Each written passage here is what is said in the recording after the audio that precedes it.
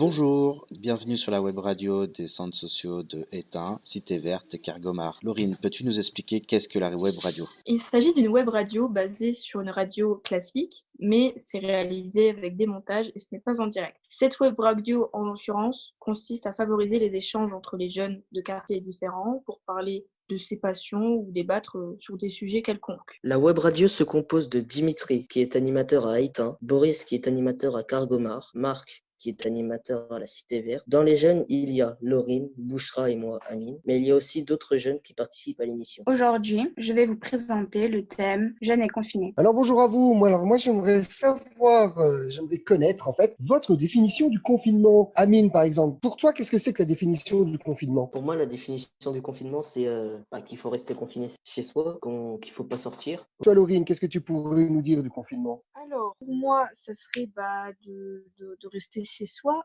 pour empêcher la propagation du virus et pour éviter tous les contacts avec d'autres personnes possiblement atteintes par le virus. Dis-moi Bouchra, comment tu as appris toi le confinement?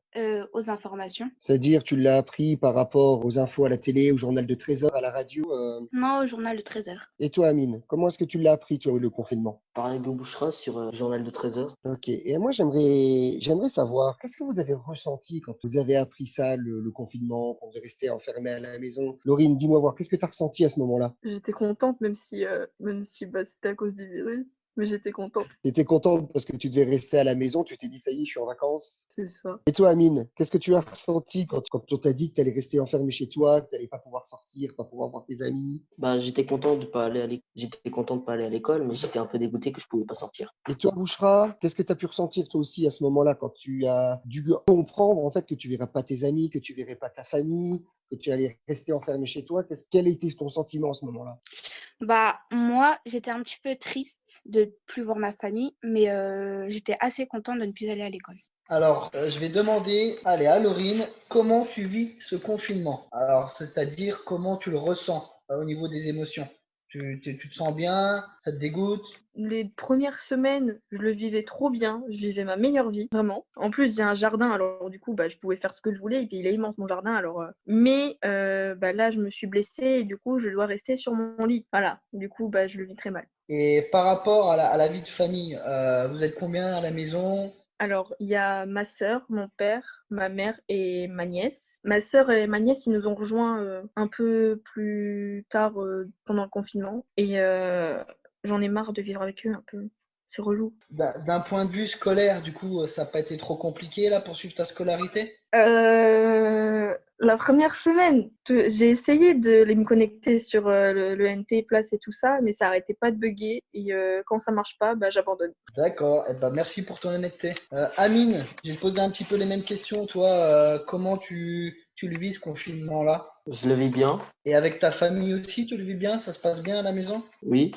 Pas avec mes sœurs, mais oui. Pour ta scolarité, ça va? Tu as réussi à t'organiser pour suivre un peu les cours? Je ramais un peu au début, pendant la première semaine, et après j'ai trouvé un rythme. D'accord, bah écoute, c'est très bien comme ça. Toi, Bouchra, au niveau ressenti du confinement, tu le vis plutôt bien ou mal? Je le vis énormément mal. En fait, je m'ennuie énormément parce que j'habite dans un appartement et j'ai pas de jardin. Donc, c'est très compliqué. Puis là, chez moi, on est 7, donc on doit vivre à 7. D'accord, ouais, en effet, ça doit pas être facile à 7 à la maison, sans jardin, sans pouvoir sortir. Voilà. J'imagine que du coup, niveau scolarité, avec ce mode de vie-là, ça doit être compliqué à suivre. Ouais, énormément. Mais je me débrouille, mais c'est très compliqué. Alors, je vais laisser la parole à mon ami et collègue Boris. Maintenant, on va parler de déconfiner et après. Alors, Amine, pour toi, est-ce que tu appréhendes la fin du confinement? Non, j'ai pas peur de reprendre la vie normale. J'espère que ça va vite se finir, que j'en ai marre de rester enfermé chez moi H24. Du coup, Amine, est-ce que tu peux me citer une chose que tu vas pas regretter et une chose que tu es pressé de retrouver? Je vais rien regretter. Ok, donc du coup, maintenant, est-ce que tu pourrais me dire une chose que tu vas être pressé de retrouver? La possibilité de sortir, de voir des gens. Et du coup, dernière question, comment envisages-tu cet été? Alors ça, j'en sais rien du tout. Je sais pas. Je sais qu'il y aura toujours des règles à suivre pour ne pas avoir la contamination, mais je sais pas si je vais ressortir, si je vais faire des trucs avec mon sang. Laurine, cite-moi une chose que tu vas regretter pendant ce confinement? Ah, bah, de pouvoir rester au lit toute la journée. C'est trop bien.